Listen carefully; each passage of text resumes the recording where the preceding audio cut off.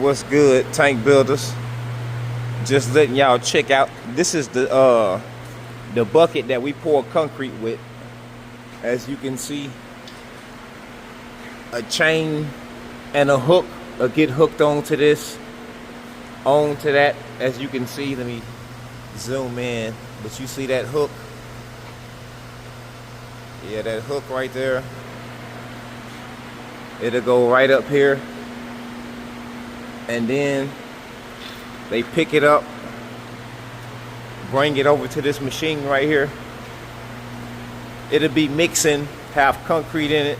They'll sit it down right here in this spot. And then the concrete will come out of here and go into the bucket. And then they'll pick it up and start pouring all the tanks. As you can see, all the septic tank forms. Yep, tank builders.